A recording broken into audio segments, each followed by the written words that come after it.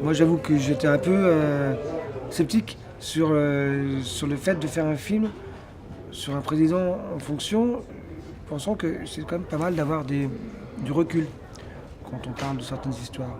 Et en même temps, je trouvais ça assez logique que la politique qui ressemble plus que jamais à du théâtre, on l'a encore vu hier, arrive sur le grand écran.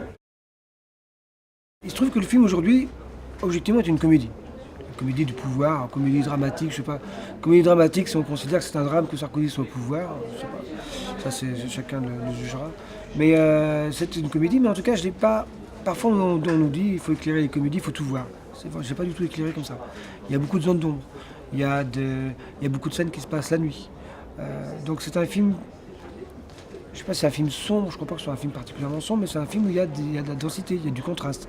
Le fait qu'on soit en off des images qui nous sont montrées d'habitude, ça nous permettait de faire ça. On sait très bien qu'aujourd'hui, Sarkozy qui va passer à la télévision va être maquillé, va avoir une lumière qui est plate, va avoir la caméra qui est généralement souvent un poil plus haut que la hauteur de son regard. Ça évidemment c'est des précautions, on a fait l'inverse de ça. C'est surtout pour moi un film entre trois personnes, entre Chirac, Villepin, Sarkozy, c'est un western. C'est pour ça qu'on a tourné en 2.35, le 2.35 s'est imposé à nous.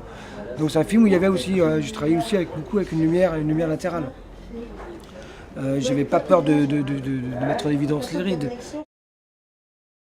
Pour avoir l'autorisation pour tourner à Paris, il faut donner le scénario à la préfecture.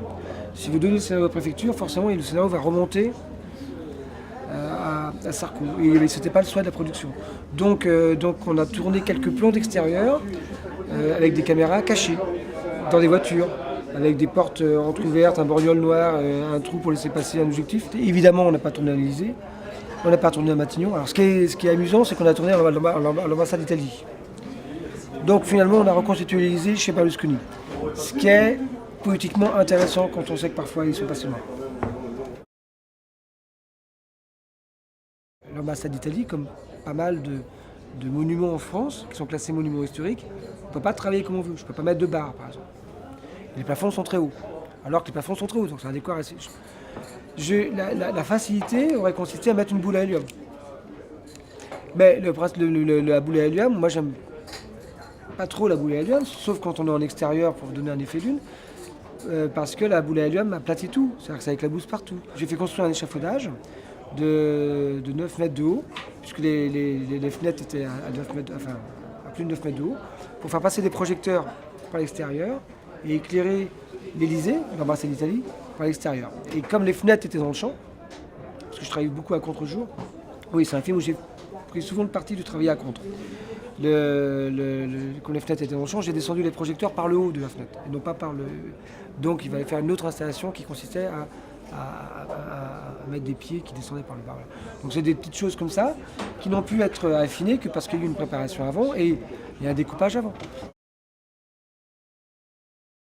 C'est des gens qui sont quand même censés parler de démocratie, qui sont quand même censés parler du peuple, des gens normaux et qui sont en dehors souvent d'une réalité. Et donc on avait envie dans un cadre de les ramener à cette réalité-là. Et si vous filmez un personnage en le mettant petit dans un cadre très vaste, dans un palais, on revient à quelque chose de un peu à Tati aussi, un peu Tati dans Mon oncle. Moi j'aime bien dire qu'on